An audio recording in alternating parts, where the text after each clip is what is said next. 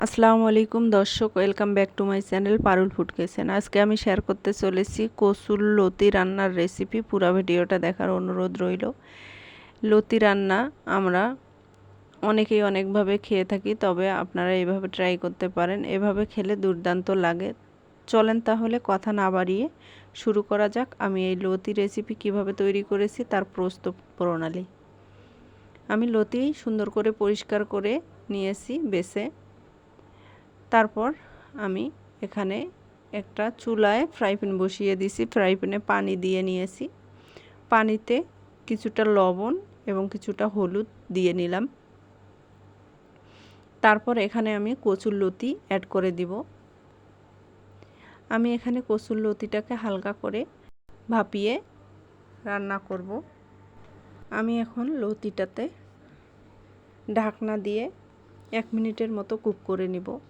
নেড়ে সেড়ে লবণ হলুদের সাথে মিক্সড করে নিচ্ছি। মিক্সড করে নেওয়ার পর আমি 1 মিনিট কুক করে নিব। ঢাকনা দিয়ে 1 মিনিট কুক করে নেওয়ার পর আমি কচুর লতিটা একটু নেড়ে ছেড়ে নিচ্ছি। তারপর আমি এই কচুর লতিটা পানিটা ঝরিয়ে নেব।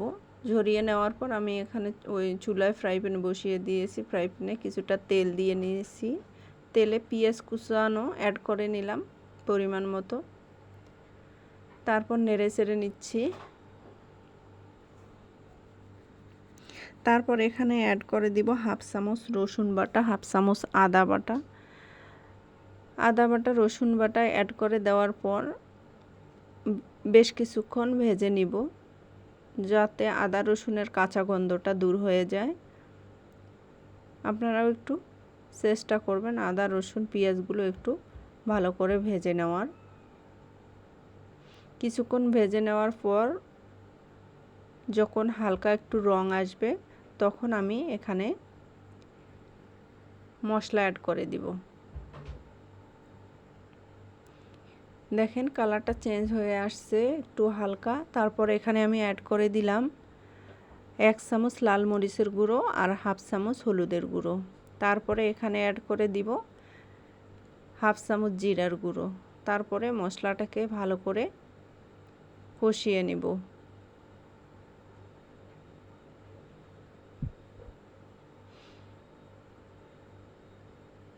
জিরার গুঁড়ো দিয়ে এখন আমি মশলাটাকে ভালোভাবে কষিয়ে নিচ্ছি। এই মশলাটা একটু ভালোভাবে কষানোর চেষ্টা করবেন। মশলাটা কষিয়ে নেওয়ার পর কচুর লতিটা এখানে অ্যাড করে দিব। কচুর লতিটা অ্যাড করে দেওয়ার পর মশলার সাথে সুন্দরভাবে মিক্সড করে নিচ্ছি, দেখতেই পাচ্ছেন।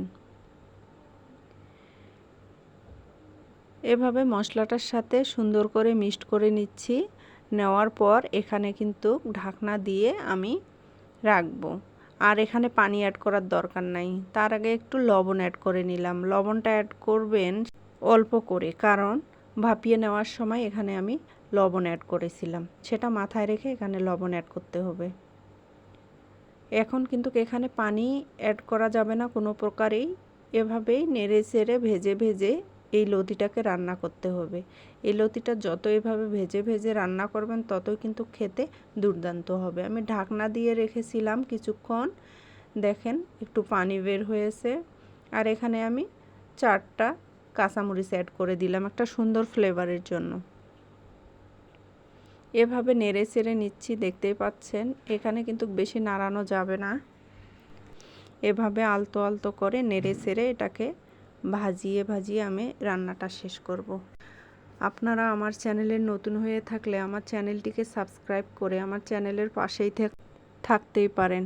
আর এই সিম্পল রেসিপিগুলো যদি আপনাদের ভালো লেগে থাকে তাহলে লাইক কমেন্ট শেয়ার করবেন। আর যারা ফেসবুক থেকে দেখতেছেন তারা ফলো দিবেন, লাইক কমেন্ট শেয়ার করবেন।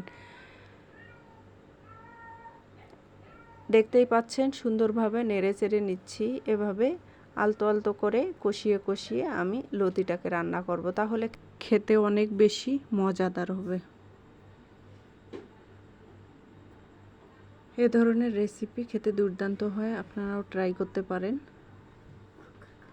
লতি তো অনেকেই অনেকভাবে খেয়েছেন, এভাবে ট্রাই করে দেখবেন, আসলেই দুর্দান্ত হয়। যারা বলেন গলায় ধরে, এভাবে খেলে কিন্তু গলায় ধরবে না।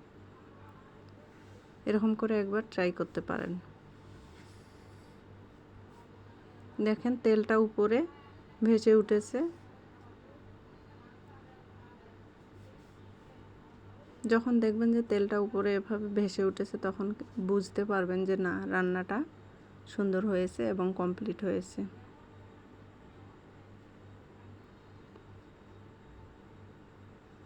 বেশি জোরে জোরে নাড়তে যাবেন না, তাহলে কিন্তু লতিটা ভেঙে যাবে, খেতে ভালো লাগবে না। ভালো থাকবেন, সুস্থ থাকবেন, আমার জন্য দোয়া করবেন। আর একটা নতুন রেসিপি নিয়ে আমি আপনাদের সামনে আসবো। এ পর্যন্ত আপনারা সকলেই আপনাদের পরিবারকে নিয়ে ভালো থাকবেন, সুস্থ থাকবেন।